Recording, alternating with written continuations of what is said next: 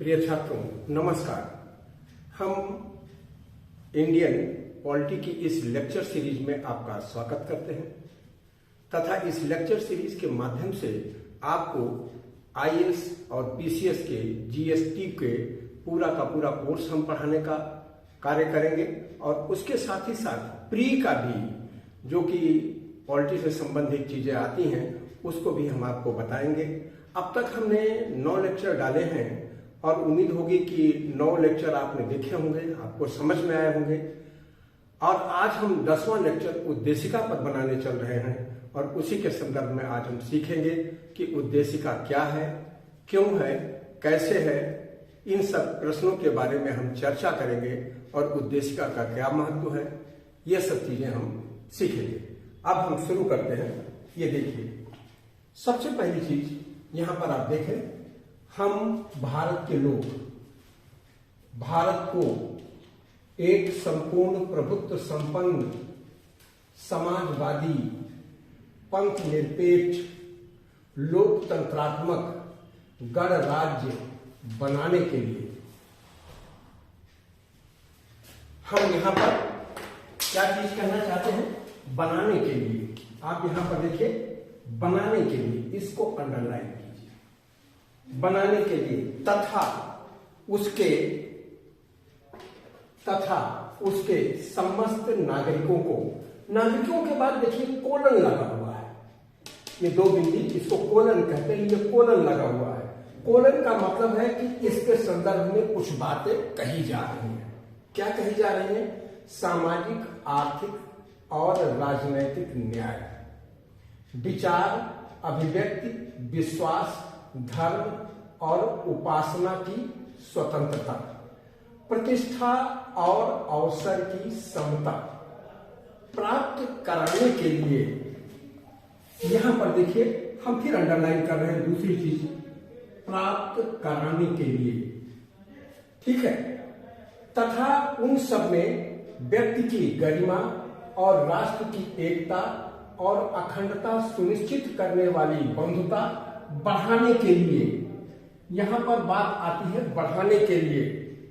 यहां पर देखिए, हम अगर इसी के लिए यहां पर देखें कि संविधान को हमने, ये जो उद्देशिका है, ये संविधान का क्या क्या उद्देश्य है, ये उद्देशिका बता रही है। उद्देशिका क्या बता रही है कि संविधान का उद्देश्य क्या है। हम 3 बातों के लिए उद्देश्य की बात कर रहे हैं। क्या चीज? बनाना, प्राप्त कराना और बढ़ाना। यहां पर देखिए, पहला उद्देश्य क्या है? बनाना, दूसरा क्या है? प्राप्त कराना और तीसरा है बढ़ाना। ये 3 उद्देश्यों की बात हम यहां पर कर रहे हैं। हम इसी चीज को यहां पर लिखते हैं, उद्देशिका के उद्देश्य। यहां पर देखिए, उद्देशिका के उद्देश्य,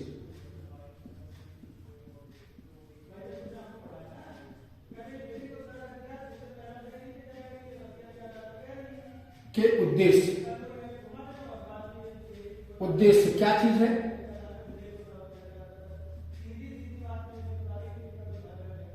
बनाने के लिए, पहली बात। दूसरी चीज है प्राप्त कराने के लिए।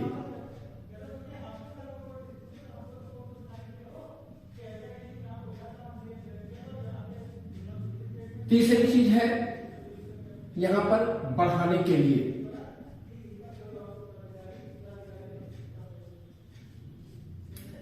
ये 3 उद्देश्य, ये उद्देशिका के ये 3 उद्देश्य हैं। सबसे पहली बात आप यहां पर देखिए कि उद्देशिका लिया कहां से गया है। संयुक्त राज्य अमेरिका के संविधान से उद्देशिका हमने लिया है। उद्देशिका है क्या? दूसरी बात है, ये उद्देशिका है क्या? गोलकनाथ केस में चीफ जस्टिस सुब्बा राव ने कहा कि उद्देशिका क्या चीज है? किसी भी अधिनियम के द्वारा जो कुछ भी प्राप्त किया जाना है या जो अधिनियम का उद्देश्य है, वह सब कुछ उद्देशिका में इंगित होता है। क्या चीज वह अधिनियम प्राप्त करना चाहता है, वह उसकी उद्देशिका बताती है। अब देखिए, उसके हिसाब से 3 चीजें हैं, बनाना, प्राप्त कराना, बढ़ाना। क्या बनाना है? भारत के लोगों को, भारत को क्या बनाना है? संपूर्ण प्रभुत्व संपन्न समाजवादी पंथनिरपेक्ष लोकतंत्रात्मक गणराज्य, पहला उद्देश्य। हम किसकी बात कर रहे हैं? गोलकनाथ केस में जो चीफ जस्टिस सुब्बा राव साहब ने कहा था। और दूसरी चीज है कि भारत के नागरिकों को प्राप्त कराना है। ये क्या प्राप्त कराएगा? संविधान क्या प्राप्त कराएगा? सामाजिक, आर्थिक, राजनीतिक न्याय। दूसरी चीज विचार, अभिव्यक्ति, विश्वास, धर्म और उपासना की स्वतंत्रता। तीसरी चीज और प्रतिष्ठा और अवसर की समता। ये तीन चीजें ये प्राप्त कराएगा। एक, दो, तीन चीजें प्राप्त कराना है। क्या क्या चीज? तीन चीजें हैं यहां पर देखिए। स्वतंत्रता, समता, न्याय। तीन चीजें प्राप्त करानी है। प्राप्त क्या कराना है? स्वतंत्रता,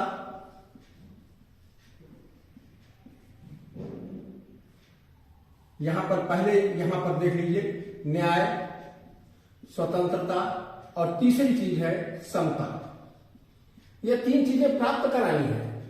किसको प्राप्त करानी है? संविधान को। संविधान के द्वारा प्राप्त कराया जाना। किसको प्राप्त कराना है? समस्त नागरिकों को। ये देखिए, किसको प्राप्त कराना है? समस्त नागरिकों को। ये समस्त नागरिकों को प्राप्त कराना है। ये चीजें बात समझ में आई? तीसरी चीज आप इसके बाद फिर देखिए, बढ़ाना है। क्या चीज बढ़ाना है? यहां पर देखिए, व्यक्ति की गरिमा और राष्ट्र की एकता और अखंडता सुनिश्चित करने वाली। बढ़ाना क्या चीज है? बंधुता। कैसी बंधुता? जो राष्ट्र की, व्यक्ति की गरिमा और राष्ट्र की एकता और अखंडता को सुनिश्चित करे, ऐसी बंधुता को बढ़ाना है। ये संविधान के लिए ये जो तीन उद्देश्य हैं, जैसा कि हमने आपको बताया कि जस्टिस सुब्बा राव ने गोलकनाथ केस में कहा था कि किसी भी अधिनियम के क्या उद्देश्य होंगे, अधिनियम के द्वारा क्या प्राप्त किया जाना है, वह उस अधिनियम की उद्देशिका में इंगित होता है। वो अधिनियम की उद्देशिका बताती है। यहां पर एक चीज देखिए। फिर उसके बाद दूसरा केस, केशवानंद भारती केस के बारे में आप देखिए। केशवानंद भारती केस में जस्टिस ग्रोवर, कौन? जस्टिस ग्रोवर और सेलात। जस्टिस ग्रोवर और सेलात महोदय ने क्या बताया? ये बताया कि उद्देशिका क्या है? वह आकांक्षा और वह आदर्श। क्या चीज? वह आकांक्षा और वह आदर्श जो स्वतंत्रता आंदोलन के दौरान हमारे स्वतंत्रता सेनानियों ने अपने मन में ये पाल रखा था, ये बना रखा था कि हम भारत के लोगों को ये चीज देना चाहते हैं। उन्हीं आकांक्षाओं को उद्देशिका में दर्शाया गया है। ऐसा कहां कहा गया है? केशवानंद भारती केस में। तो अब आप यहां पर देखिए कि एक ही बात नहीं है, यह हमारे स्वतंत्रता संग्राम सेनानियों के आदर्श और आकांक्षाओं की अभिव्यक्ति भी है। हमारे स्वतंत्रता संग्राम सेनानियों के क्या चीज है? आदर्शों और आकांक्षाओं की अभिव्यक्ति भी है। और दूसरी चीज यहां पर उद्देश्य भी है। हम किसकी बात कर रहे हैं? पहली चीज जस्टिस, यानी देखिए सेलात,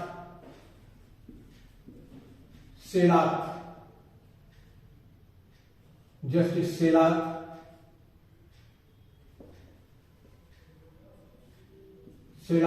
और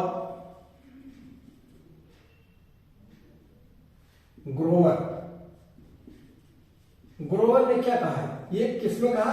केशवानंद भारती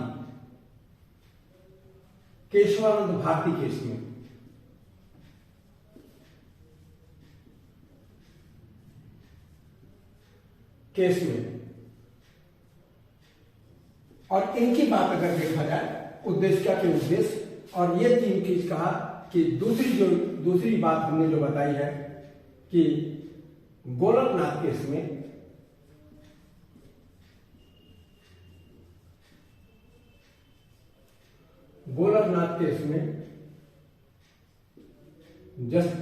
चीफ जस्टिस कौन थे?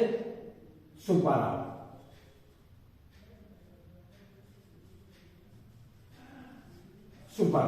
ये दो चीजें आप यहां पर किस चीज पर ध्यान दें? इन दोनों चीजों ने कहा और इसके हिसाब से ये उद्देशिका की बात है। अब उद्देशिका की एक एक बात पर हम यहां पर चर्चा करने चलते हैं। ये उद्देशिका है। यहां पर देखिए एक चीज कहा गया, हम भारत के लोग। हम भारत के लोग से क्या मतलब है? हम भारत के लोग, भारत में रहने वाला, चाहे वो किसी भी वर्ग का हो, चाहे वो किसी भी क्षेत्र का हो, किसी भी लिंग का हो, किसी भी समुदाय का हो, वह सारे का सारा इस भम भारत के लोक के अंतर्गत सम्मिलित किया जाता है। जैसे कि हमने जब संविधान के निर्माण की बात की थी तो उसमें विभिन्न वर्गों की बात की थी। उसमें एक चीज ये बताया था कि विभिन्न समुदायों के अंतर्गत, जैसे कि देखिए हिंदू, मुस्लिम, सिख, लेकिन इतना ही नहीं था, पारसी, ईसाई, ये तो वहां संविधान सभा में था। लेकिन इसके अतिरिक्त जब कांग्रेस ने यह व्यवस्था की थी या संविधान के निर्माण के लिए की थी, जिसमें कि श्रमिक वर्ग के भी लोग लिए गए, महिलाएं भी ली गई, और उसके साथ साथ विभिन्न वर्ग जो भी थे, जो विभिन्न समुदाय के लोग थे, उनको जो है संविधान सभा में किसी न किसी रूप में सम्मिलित किया गया, चाहे वो आंगनबाड़ी कोई भी रहा हो, उनको सम्मिलित किया गया। तभी हम भारत के लोग के इस आदर्श पर पहुंच पाए और भारत के आदर्श को क्या करने लगे हम भारत के लोग, एक संपूर्ण प्रभुत्व संपन्न। यहां पर देखिए प्रभुत्व समता की क्या बात है, प्रभुत्व संपन्न किसे कहेंगे? प्रभुता संपन्न का मतलब ये होता है कि कोई भी संस्था जो अपने भौगोलिक क्षेत्र में सर्वोच्च सत्ता है और भौगोलिक सीमाओं से बाहर अपनी स्वतंत्र नीतियों की संचालक है, अर्थात वह किसी के दबाव में नहीं कार्य करती है। अब यहां पर सवाल ये उठता है कि भाई हम यूएनओ के सदस्य हैं, अनेक अंतर्राष्ट्रीय संगठनों के सदस्य हैं। अगर हम अनेक यूएनओ और अनेक अंतर्राष्ट्रीय संगठनों के सदस्य हैं तो इसका मतलब कतई नहीं हो जाता कि हमने अपनी संप्रभुता का लोप कर दिया है। कुछ लोगों का यह कहना है कि संप्रभुता इससे प्रभावित होती है, लेकिन ये संस्थाएं हमें ऐसा बाध्य नहीं करती हैं कि हम अपनी संप्रभुता को दरकिनार करते हुए उन संस्थाओं के सदस्य बने, चाहे जो अंतर्राष्ट्रीय संस्था हो। हमारी स्वतंत्र अभिव्यक्ति विचार होता है। अभी हाल की ही बात देखिए, अनेक जब यूक्रेन का मामला था, वैसे तो हमारी गुटनिरपेक्षता की नीति है, यूक्रेन का मामला था, आप देखिए अमेरिका आया, अमेरिका के साथ अनेक यूरोपीय देश आए, जर्मनी आए, सबने भारत को रूस के विरुद्ध लाने का प्रयत्न किया, लेकिन भारत ने ऐसा करने से भारत ने इसको अस्वीकार कर दिया। क्यों अस्वीकार कर दिया भारत ने? क्योंकि एक तो हमारी संप्रभुता है, हम जो सोचते हैं अपने हिसाब से सोचते हैं, अपनी नीतियों के स्वतंत्र संचालक हैं, तभी तो हमने कहा, तभी तो हमारी संप्रभुता की बात हुई। कई लोगों ने कहा, कई अमेरिका ने कहा, इन्होंने कहा, उन्होंने कहा कि भैया तेल लेना बंद कर दो रूस से। क्या हमने बंद किया? नहीं। उसके लिए और भी तर्क दिए गए, लेकिन संप्रभुता तो हमारी है ही है ना, हम अपने हिसाब से अपना काम करेंगे। तो आप यहां पर देखिए, यह प्रभुत्व संपन्नता है। अब यहां पर समाजवाद की बात कही जा रही है। समाजवाद क्या चीज होता है? हम दूसरी चीज की बात यहां पर करते हैं कि जैसे देखिए हम समाजवाद की बात करते हैं। समाजवाद क्या चीज है?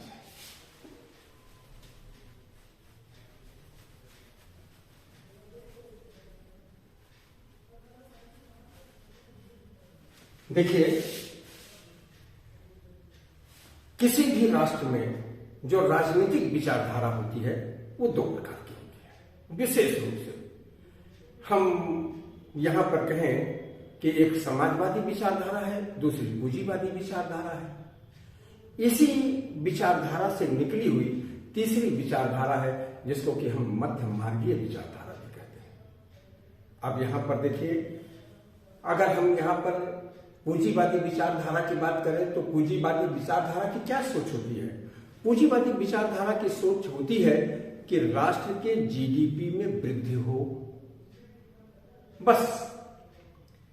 उसमें कौन आगे बढ़ता है, कौन पीछे रह जाता है, कौन नहीं पीछे रह जाता है, कोई मतलब नहीं। लेकिन अगर आप यहीं पर देखें, समाजवादी विचारधारा है तो समाजवादी विचारधारा का उद्देश्य यह होगा कि समाज के विकास के साथ राष्ट्र की जीडीपी में वृद्धि हो।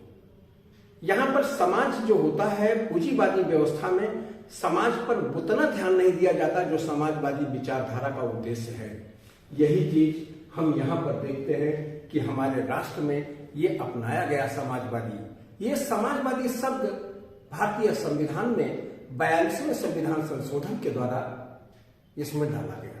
यहाँ पर देखिए, जब 42वां संविधान संशोधन हुआ तो उसमें समाजवादी और पंथ निरपेक्ष यहां पर दो शब्द जोड़े गए। समाजवादी की बात जब कही जाती है कि समाजवादी हम लोकतंत्र क्या चीज होता है, एक केस आया, आप यहां देखिए, सन 2000 में जीबी पंत विश्वविद्यालय बनाम उत्तर प्रदेश सरकार। इस मामले में कहा गया कि उच्चतम न्यायालय ने यह कहा कि भाई समाजवादी लोकतंत्र कैसा लोकतंत्र है, उसका लोकतंत्र का क्या अर्थ है।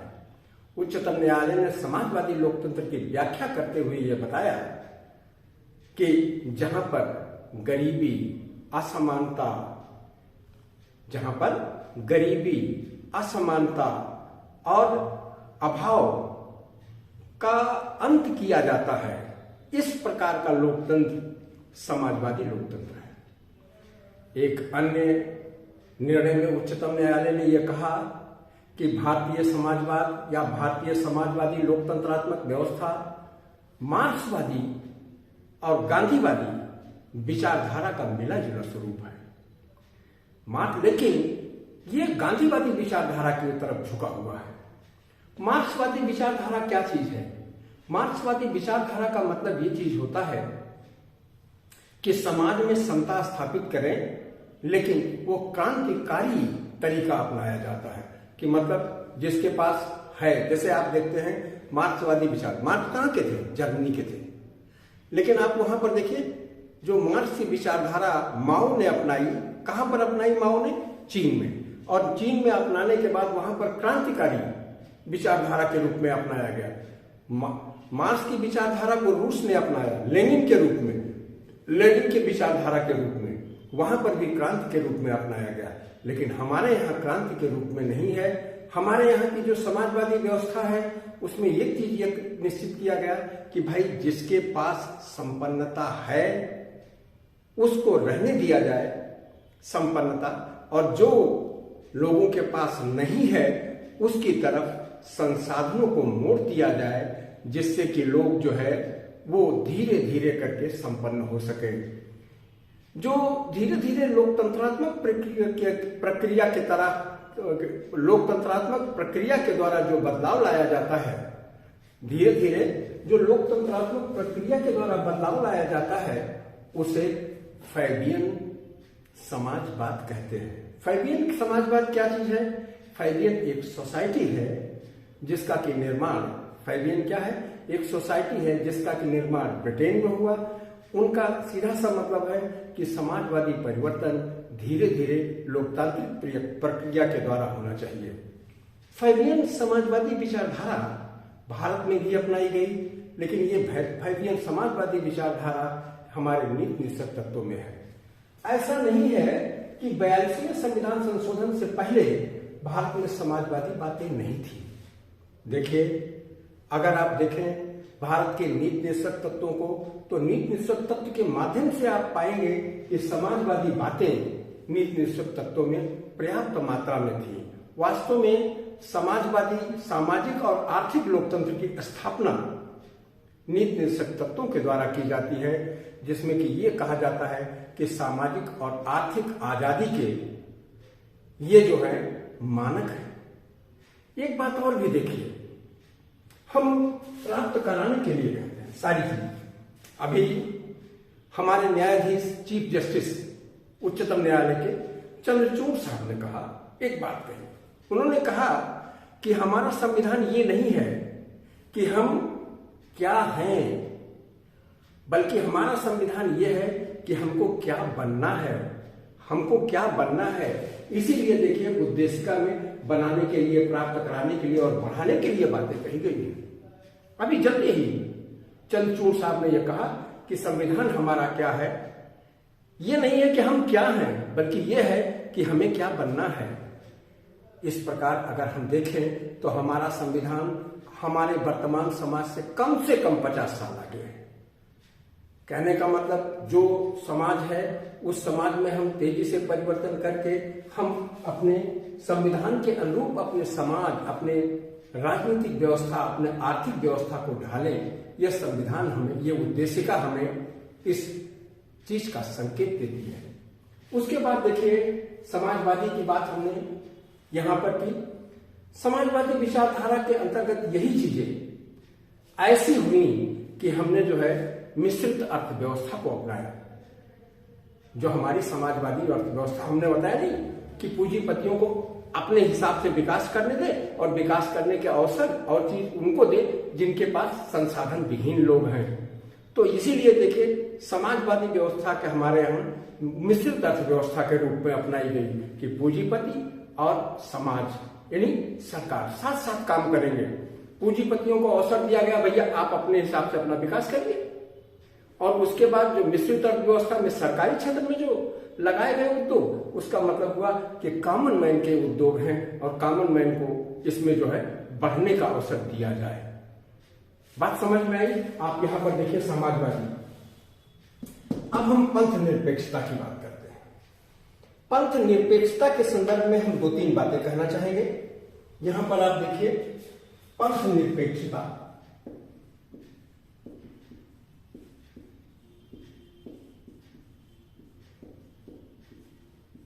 देखिए पंथ और धर्म दो अलग अलग बातें हैं। धर्म संस्कृत भाषा के द्रि धातु से बना है, जिसका मतलब होता है धारण करना।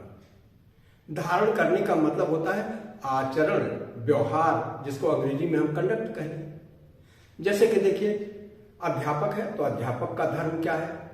पढ़ाना, शिक्षित करना, ये सब चीजें हैं। छात्र का धर्म क्या है? शिक्षा प्राप्त करना। इसी प्रकार से हर एक व्यक्ति का, चाहे वो प्रोफेशन में हो, चाहे किसी, आप इसको देखिए किसी पद पर हो, चाहे कि समाज में कोई स्थित हो, इसके जैसे पिता का धर्म क्या है? अपने बच्चे का पालन पोषण करना। तो इसी प्रकार से देखिए वो धर्म की बात है। यहां पर दूसरी चीज, यहां पर पंथ की बात कही गई है, पंथ निरपेक्षता। पंथ का मतलब होता है रास्ता, मार्ग।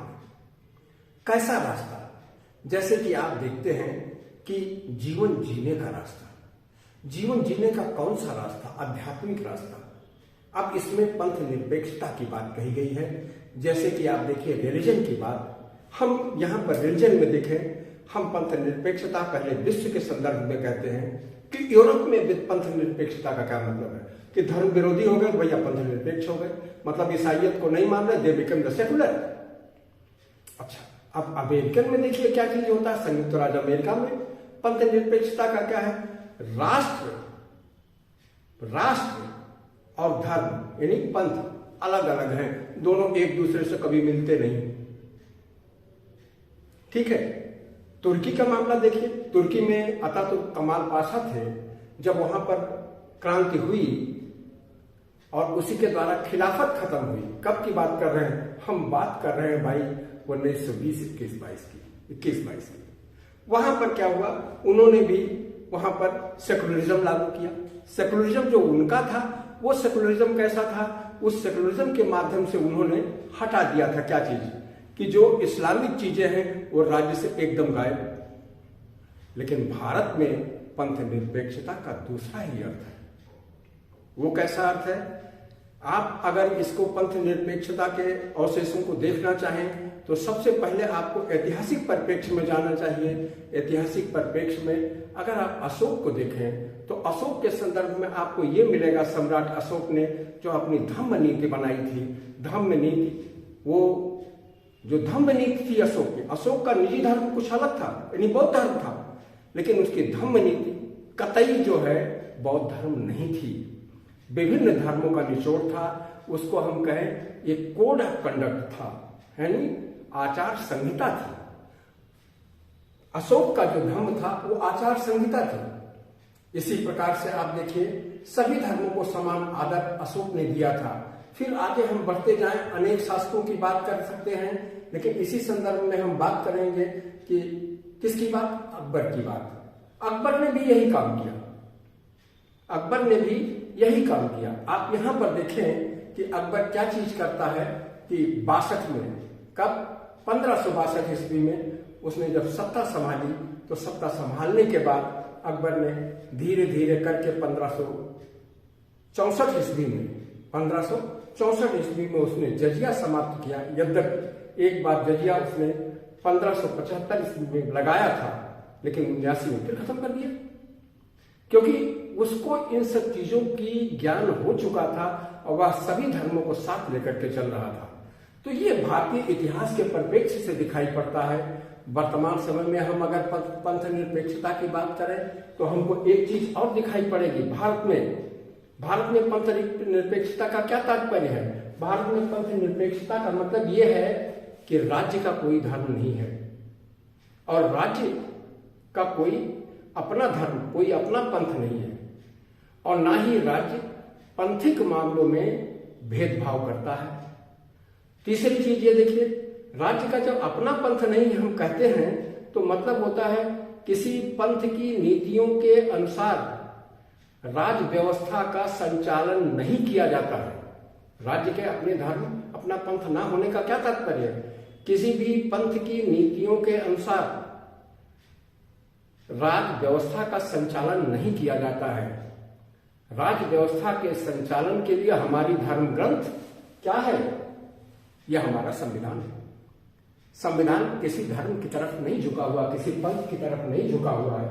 और दूसरी चीज है, हमारे यहाँ राज्य और धर्म एकदम अलग अलग नहीं है, एक दूसरे के पूरक के रूप में है। धर्म सभी धर्मों के साथ समानता का व्यवहार करता है हमारा राज्य। जैसे कि अमेरिका का हमने बताया कि धर्म से कुछ लेने देना नहीं है, ऐसा नहीं है। हम हर धर्म के साथ समानता का व्यवहार करते हैं। राज्य का अपना कोई धर्म नहीं होता है। कहने का मतलब राज्य किसी धार्मिक नीति से प्रभावित नहीं होता है। अगली चीज देखिए, हम लोकतंत्रात्मक की बात करते हैं। लोकतंत्रात्मक व्यवस्था का क्या मतलब होता है? जिसमें प्राधिकार, सत्ता, प्राधिकार अर्थात सत्ता जनता से प्राप्त होती है। प्राधिकार अर्थात सत्ता जनता से प्राप्त होती है। इसीलिए अब्राहम लिंकन की परिभाषा, जिसमें जनता के द्वारा जनता के लिए जनता पर जो शासन की व्यवस्था है वो क्या है? लोकतंत्र है। तो यहीं पर देखिए, जब प्राधिकार जनता से प्राप्त हो तो वो चीज क्या होती है? वो कौन सी व्यवस्था है? लोकतंत्रात्मक व्यवस्था है।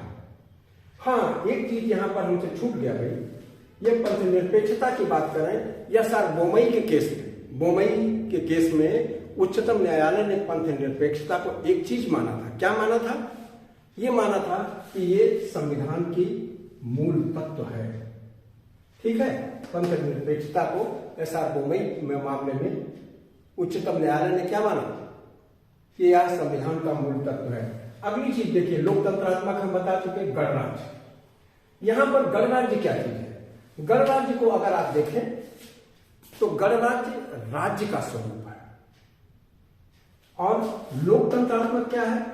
सरकार का स्वरूप है। गणराज्य क्या है? गणराज्य में सारे की सारी शक्ति निहित है और लोकतंत्र उस शक्ति का प्रयोग करता है। यहां देखिए, गणराज्य में शक्ति निहित है।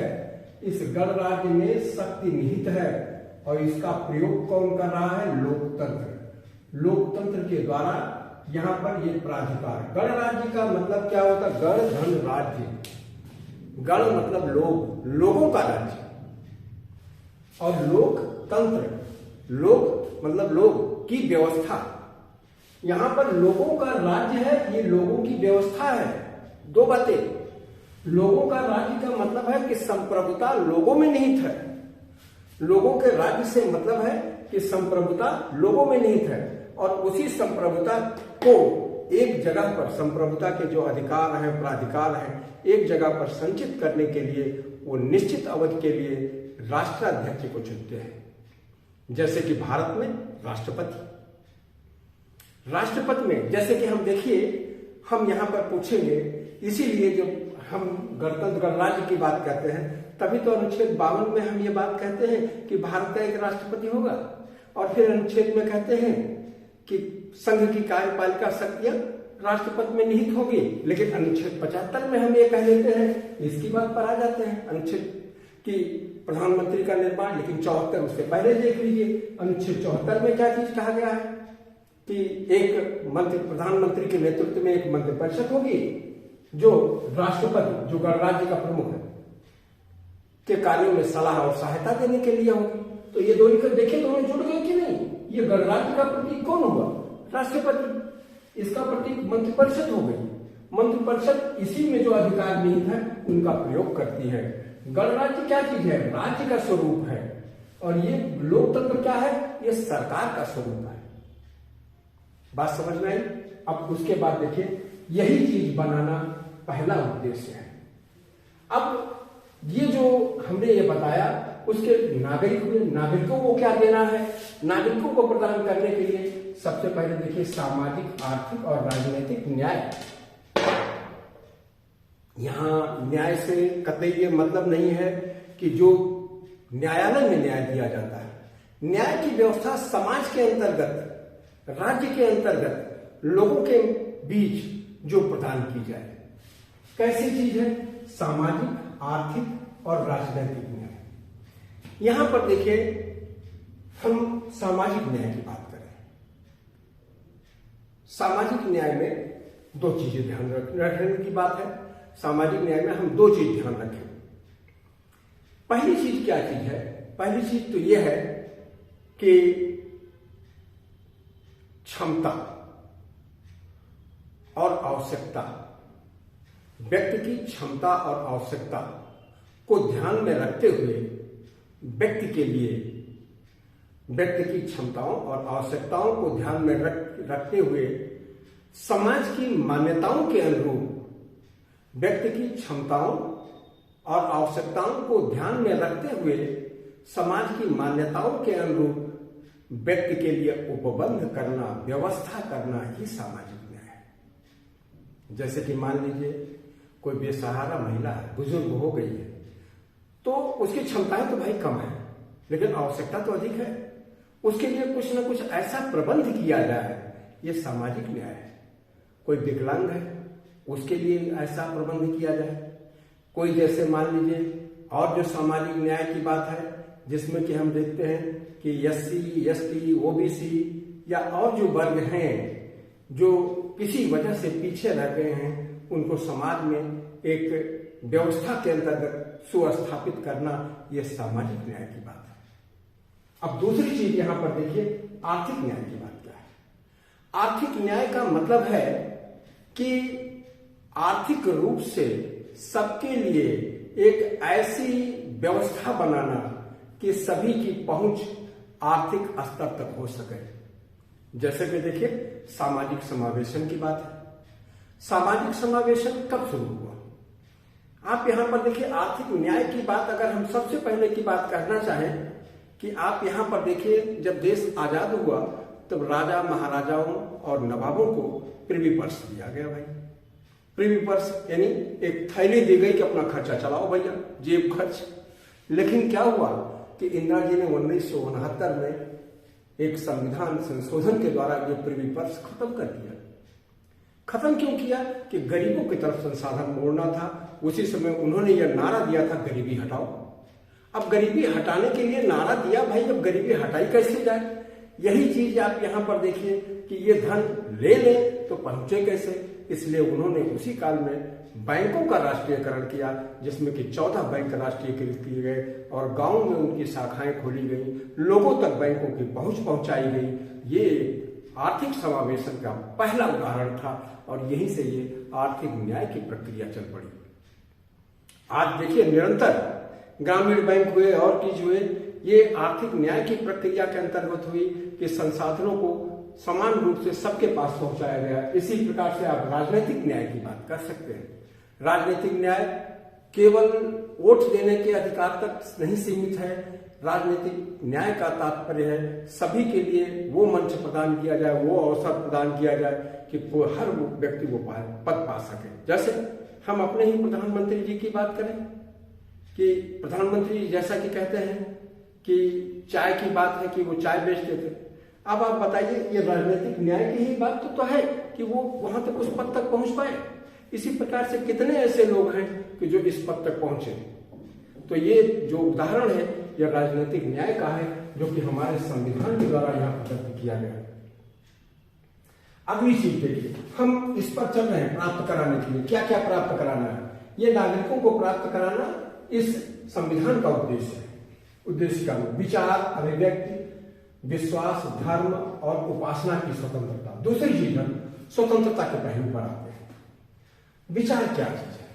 हमारे मन में जो आवे, जैसा आवे, हम जैसा सोचे, हमारी सोच पर कोई रोक न हो, कोई प्रतिबंध न हो, हम अपनी बात को जैसे चाहें वैसे अभिव्यक्त कर सकें, कह सकें। कहने का मतलब हम फिल्म बना सकें, वीडियो बना सकें, कहीं पर बोल सकें, कहीं पर लिख सकें, कुछ भी करें, ये हमको स्वतंत्रता होनी चाहिए। ये हमारे संविधान का उद्देश्य होना चाहिए। ये चीज इसमें कही गई। विश्वास, विश्वास का मतलब है कि हम किसको मानते हैं, किसको नहीं मानते हैं। मानते हैं या नहीं मानते हमारी बात है, हम पर निर्भर करता है। हम आपको इसके लिए कोई बाध्य नहीं कर सकता। इसीलिए धर्म का है हमारा आचरण।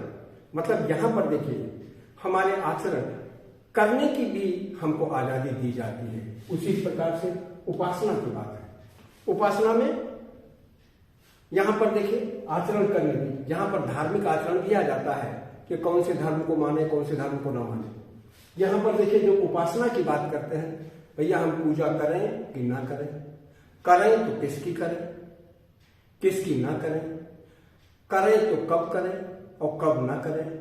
ये सारी की सारी स्वतंत्रता हमको इस स्वतंत्रता के अंतर्गत प्राप्त है, जिसके लिए अंग्रेजी का शब्द लिबर्टी प्रयोग किया गया है।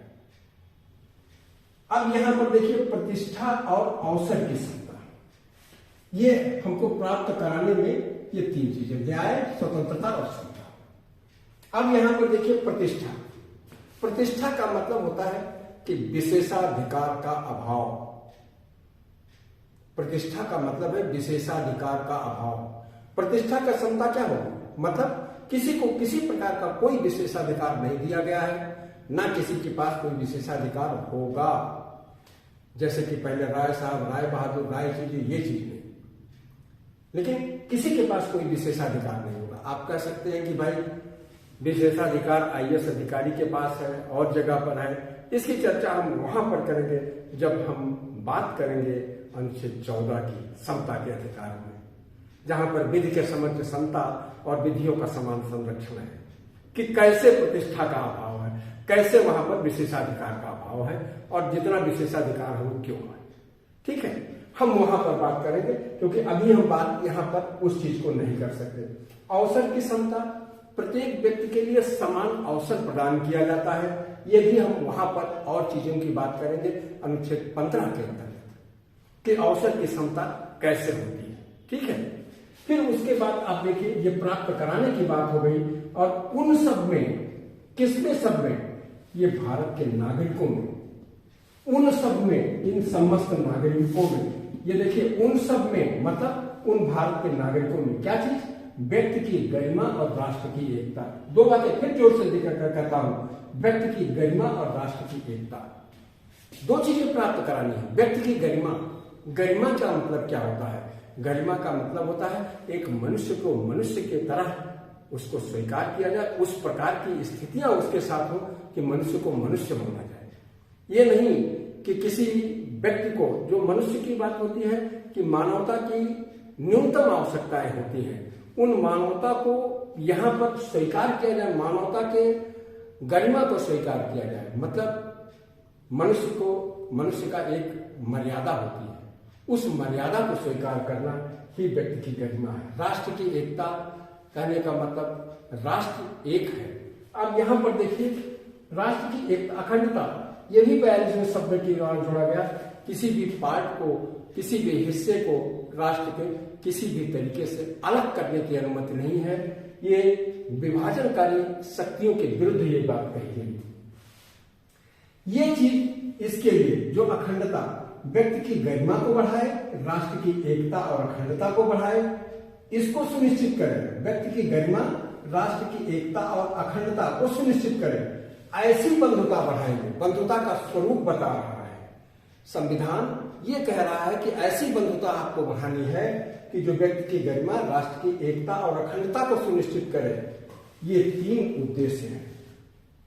इसी चीज के लिए आप यहां पर देखिए, दृढ़ संकल्प होकर इस संविधान सभा में क्या करते हैं, 26 नवंबर 1949 को मिति मार्गशीर्ष शुक्ल सप्तमी 2006 विक्रमी, फिर एतद द्वारा मतलब उपस्थित जन समुदाय के द्वारा इस संविधान को क्या करते हैं, अंगीकृत करते हैं, अपना अंग बनाते हैं, अधिनियमित करते हैं, लिखते हैं, फिर उसके बाद आत्मर्पित करते हैं, अपने पर ही लागू करते हैं। ये उद्देशिका की बात हुई। अब सवाल इस चीज का है कि अगर हम यहां पर कहें कि भारतीय संविधान की उद्देशिका के संदर्भ में एक बात ये आई कि क्या उद्देशिका संविधान का भाग है या नहीं, और उद्देशिका संविधान का भाग है या नहीं, यह सवाल सबसे पहले जो है री बेरुबारी विवाद में आया। और री बेरुबारी विवाद में ये कहा उच्चतम न्यायालय ने कि उद्देशिका संविधान का भाग नहीं है। ठीक है,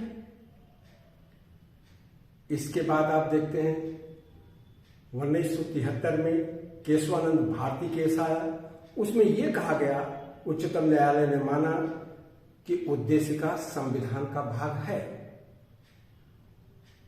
42वें संविधान संशोधन 1942 के द्वारा उद्देशिका को संशोधित करके यह सिद्ध कर दिया गया कि उद्देशिका संविधान का ही भाग है, क्योंकि संसद ने भी इसको मान लिया, उच्चतम न्यायालय ने मान लिया। उच्चतम न्यायालय ने फिर जीवन बीमा के एक केस में फिर यह कहा कि उद्देशिका संविधान का अभिन्न भाग है, और यह कहा गया कि जिस प्रकार से संविधान निर्माताओं ने संविधान के हर भाग को बनाया, उसी प्रकार से उद्देशिका को बनाया, और उद्देशिका संविधान का भाग है।